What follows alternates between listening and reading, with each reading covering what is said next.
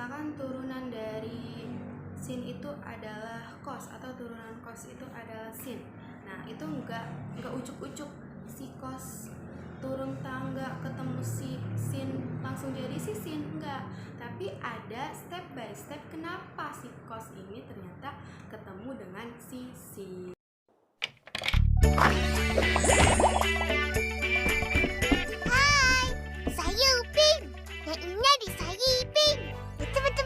Assalamualaikum warahmatullahi wabarakatuh. Welcome back to my channel. Halo semuanya, perkenalkan nama saya Eka Santika dari mahasiswi Pendidikan Matematika Universitas Tangerang Raya. Kali ini saya akan membahas materi mengenai turunan fungsi trigonometri untuk menjalani tugas kalkulus dari dosen saya bernama Bu Ismaini Sitompul SPD MPD. Berikut penjelasannya. Tidak. Nah, teman-teman, di sini ada materi turunan fungsi trigonometri. Yang namanya turunan fungsi trigonometri itu pasti nggak jauh-jauh ya dari identitas trigonometri. Nah, kali ini saya akan menjelaskan asal-usul bagaimana bisa misalkan turunan dari sin itu adalah cos atau turunan cos itu adalah sin. Nah, itu enggak ucuk-ucuk si cos turun tangga ketemu si sin langsung jadi si sin, enggak. Tapi ada step by step kenapa si cos ini ternyata ketemu dengan si sin. Oke ya teman-teman, mari kita bahas bersama-sama. Oke, teman-teman, di sini ada turunan fungsi trigonometri. Turunan fungsi trigonometri ya, teman-teman. Dimana di sini ada diferensial sin x terhadap x. Diferensial itu turunan sin x terhadap x. Nah, teman-teman, sebelum teman-teman masuk ke turunan fungsi trigonometri, teman-teman harus sudah paham atau ingat bahwa ada aturan turunan fungsi gitu, dimana ada bentuk yang seperti ini, teman-teman. Fx sama dengan fx ditambah h min fx per h. Gini ya, teman-teman, dimana ada bentuk yang seperti ini. Nah, ini tuh punya aturan turunan. Sedangkan di sini bentuknya bakalan sama, tapi hanya saja beda. Jadi ini ada bentuk lagi nih turunan fungsi trigonometri. Hanya saja ini konsepnya, gitu ya, teman-teman. Oke, di sini kita langsung masukin si sin x ya. Jadinya limit h mendekati 0. Limit h mendekati 0, nanti kan kita akan membutuhkan si h-nya ini gitu. Limit h mendekati 0, sin x tadi bentuknya kan sama jadi sin x ditambah h min sin x ya, jangan lupa per h. Nah, pas sudah di sini kan ada bentuk sin x ditambah h. Yang namanya trigonometri pasti nggak jauh-jauh dari identitas trigonometri. Jadi teman-teman harus sudah di luar kepala nih identitas trigonometri, karena yang namanya hafal belum tentu paham, sedangkan yang paham itu pasti teman-teman sudah teman melewati lembah, menuruni gunung, menyeberangi laut, pasti teman-teman bakalan paham kalau misalnya ketemu identitas trigonometri. Jadi identitas trigonometri itu ada bentuk yang seperti sin A ditambah B. Sin A ditambah B. Sin A ditambah B itu sama dengan sin A dikali cos B ditambah cos A dikali sin B. Gitu ya, teman-teman. Hanya saja beda. Ini x tambah h, kalau yang di identitas sin A ditambah B, tapi sama aja ya, teman-teman. Oke, kita masukkan ke limit h mendekati 0, sin x dikali cos h H ditambah cos X dikali sin H min sin X per H. Jangan melupakan si min sin X nya ya teman-teman. Oke, ini cos H ya teman-teman, cos H. Habis itu langsung ke bentuk limit H mendekati 0. Nah, di sini teman-teman, di sini ada yang mau kita keluarkan nih. Mau kita keluarkan nih ya teman-teman. Jadi min sin X dikali 1 min cos H per H ditambah cos X kali sin H ditambah H. Tutup. Nah, ini ya. Jadi min sin X dikali 1 ya min sin X itu. Min sin X dikali min cos H kan hasilnya sin X kali cos H. Gitu ya teman-teman ya. Sama tuhnya. Nah, habis itu kita langsung langsung masukin ke sini. Kita pisahkan min sin X. Kita pisahkan nih ya. 1 min cos H per H ya ditambah cos X kurung sin H per H tutup kurung. Di sini ada limit nih. Di sini kita taruh limit. Sini sebenarnya ada limit H mendekati 0. Sini juga sama, ada limit H mendekati 0. Ini mohon maaf, ini papan tulisnya kecil gitu ya. Nah, sini sebenarnya ada limit H mendekati 0, limit H mendekati 0. Nah, di situ teman-teman harus paham nih, di aturan limit itu kan ada yang bentuknya sin H per H itu sama dengan 1. Nah, terus bentuknya si 1 min cos H per H itu sama dengan 0.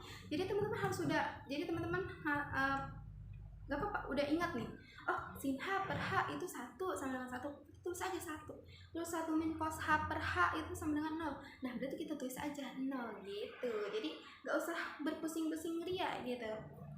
Yang penting teman-teman sudah tahu bentuk-bentuknya. Oke. Kita masukkan di sini ya. Sama dengan min sin X. Kan tadi 1 min cos H per H itu 0. Kita masukin aja 0 ya. Terus ditambah cos X kali sin H per H kan 1. Nah, ini. Nah, habis itu teman-teman apakah jadi min sin X dikali 0 ditambah ya Allah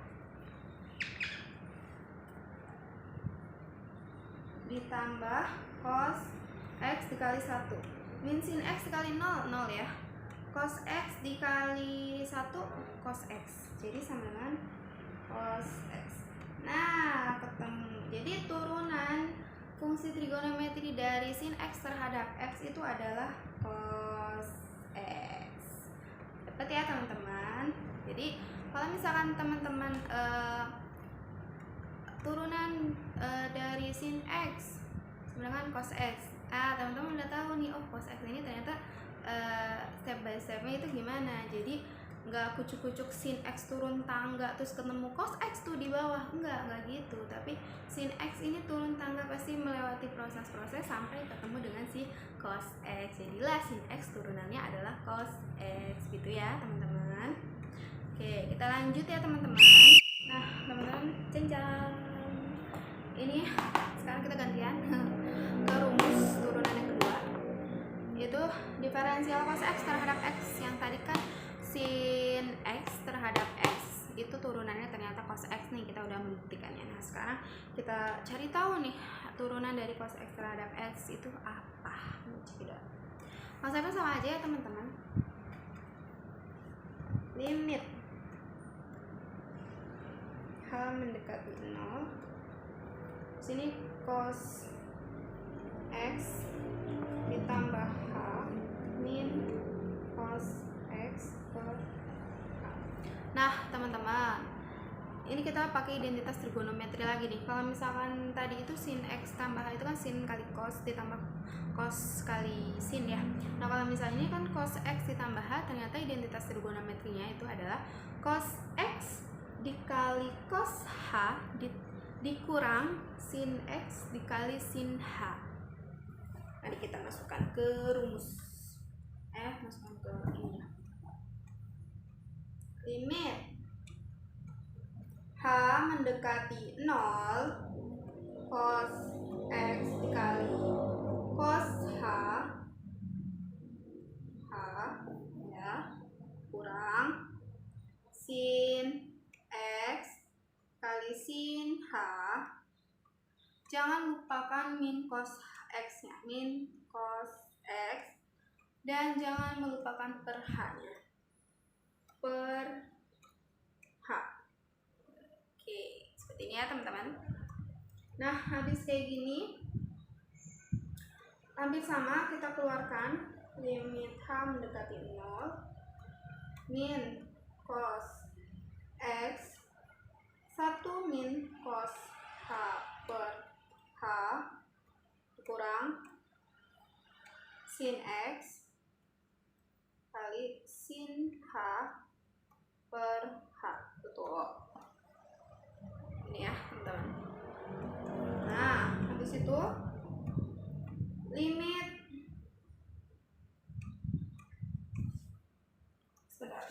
Nah habis itu min cos X,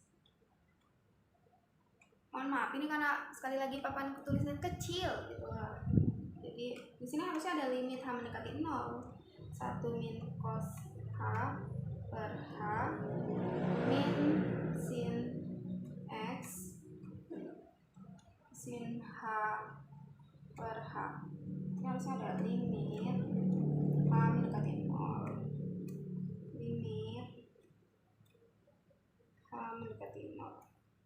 Jadi ini. Nah, habis kayak gitu, teman-teman apa tahu kan, udah tahu kan ya. 1 min cos H per H itu 0, sin H per H itu 1. Kita langsung masukin aja udah.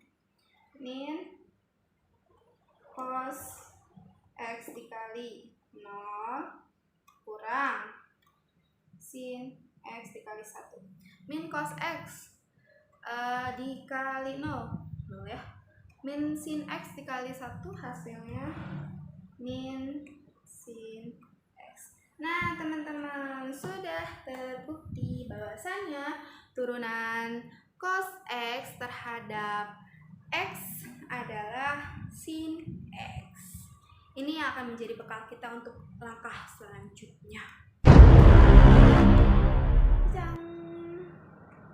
Sini kita sudah ada teorema A. Yang namanya teorema itu pasti harus pembuktian ya. Oke, di sini ada teorema A, yaitu fungsi f(x) sama dengan sin x dan gx sama dengan cos x, dimana keduanya itu sudah terdiferensial, yaitu sudah turunan gitu kan ya. Oke, kan tadi kita sudah tuh membahas tentang turunannya dari si dx sin x itu ternyata turunannya adalah cos x. Sedangkan turunan dari si dx cos x itu ternyata adalah min sin x. Nah, di sini ada contoh. Cari dx 3 sin x min 2 cos x, atau cari turunan 3 sin x dikurang 2 cos x terhadap x gitu ya. Oke, mari kita jawab bersama-sama. Nah, kita jawab bersama-sama ya teman-teman. Di sini ada 3 sin x dikurang 2 cos x sama dengan 3 turunan dari sin x itu adalah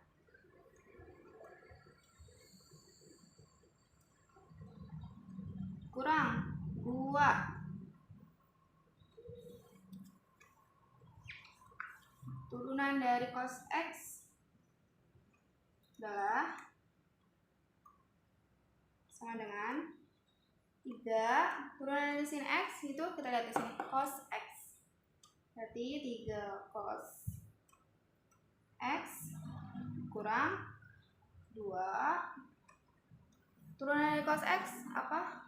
Sini ya, min sin X, min sin X, min sin X.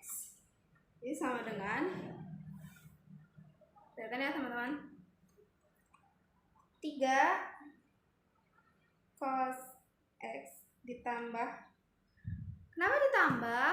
Karena kan min 2 min sin X ditambah 2 sin X. Ini dia jawabannya. Jajang.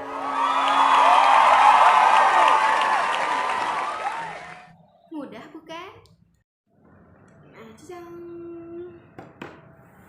Jadi teman-teman, di sini ada contoh yang kedua, yaitu carilah d per dx dalam kurung 1 plus sin x per cos x.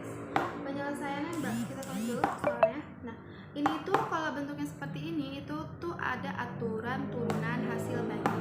Hasil bagi itu di mana ini tuh f, ini tuh fx ya, ini tuh fx per gx. Nah, di hasil bagi itu ada konsep yang seperti ini teman-teman.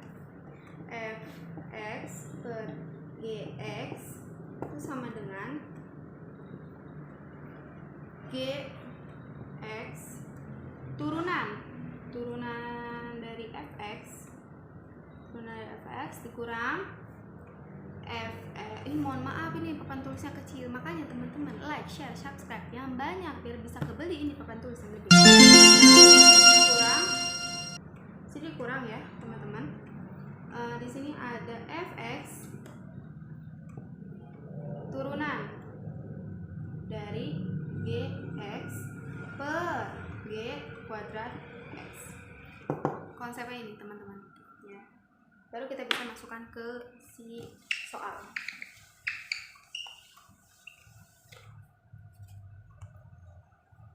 Coba kita pakai spiral ini. Nah, tadi kan udah ini nih, udah tahu. Jadi kita langsung masukin aja cos x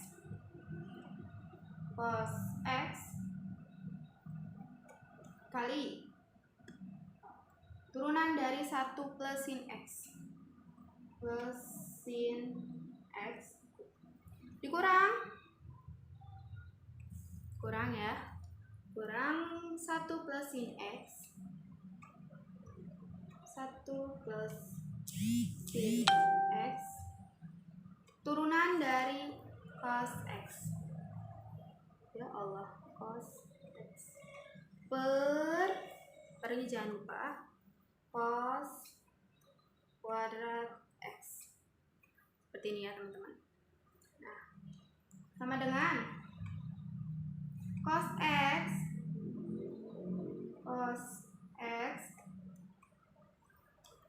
turunan dari sin x itu apa tadi kita sudah ingat-ingat, yaitu cos x kurang 1 plus sin x turunan dari cos x min sin x.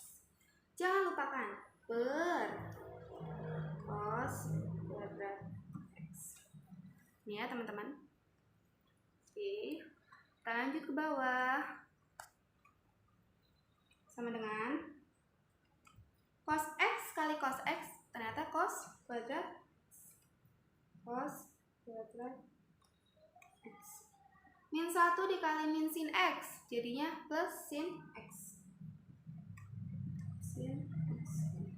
Sin x min sin x dikali min sin x, jadinya plus sin kuadrat x.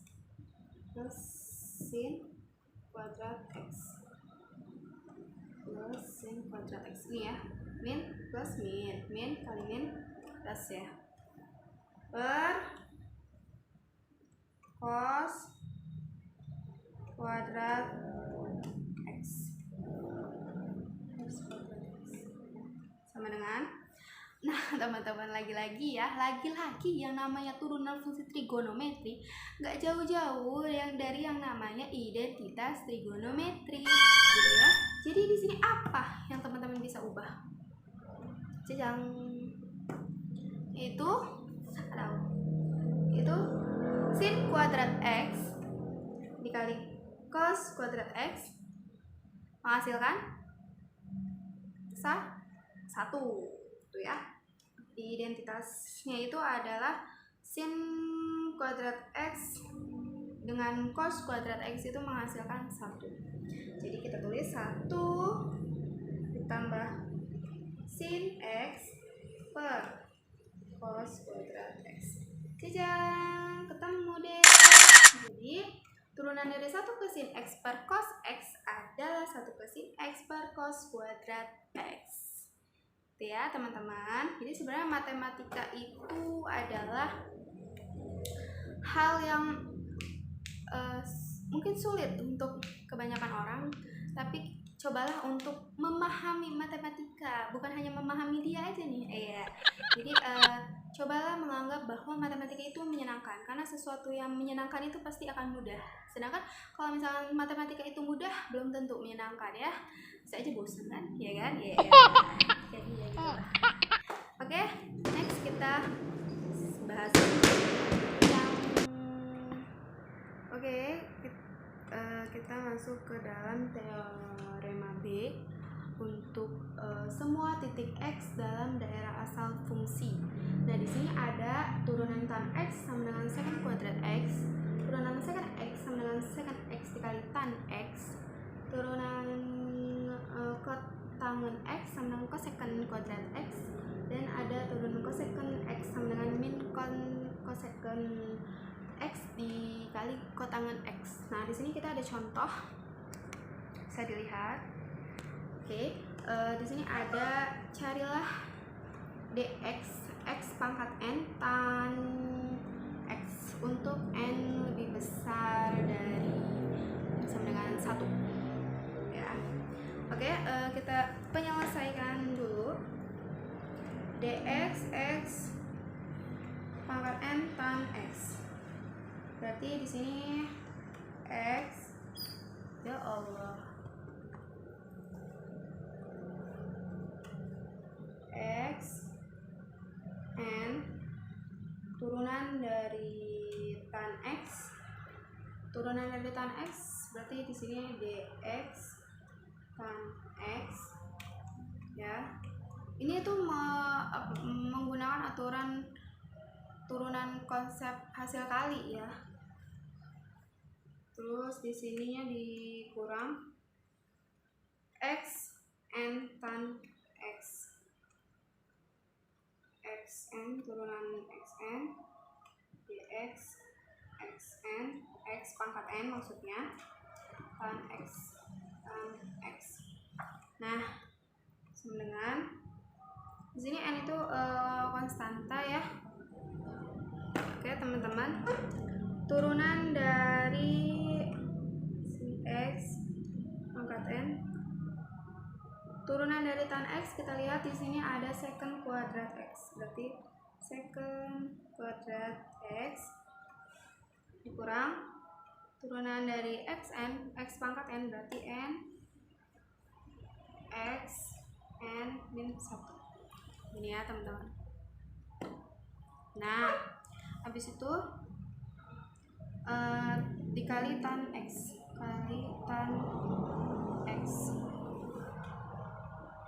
beginilah hasilnya. Udah ini aja. Jadi dx x pangkat n tan x adalah x pangkat n secant kuadrat x dikurang nx pangkat n dikurang 1 tan x. Itu ya teman-teman. Baik teman-teman, begitulah penjelasan dari yang saya pahami mengenai turunan fungsi trigonometri. Semoga apa yang saya jelaskan dapat bermanfaat untuk kita semua.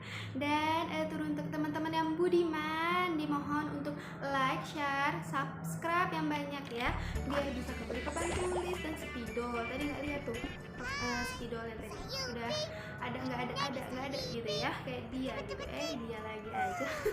Oke teman-teman, terima kasih sudah mengikuti mini vlog dari Eka Santika gitu. Dan teruntuk dosen saya yang terhormat Bu Isma, boleh dong dikasih A+ gitu ya.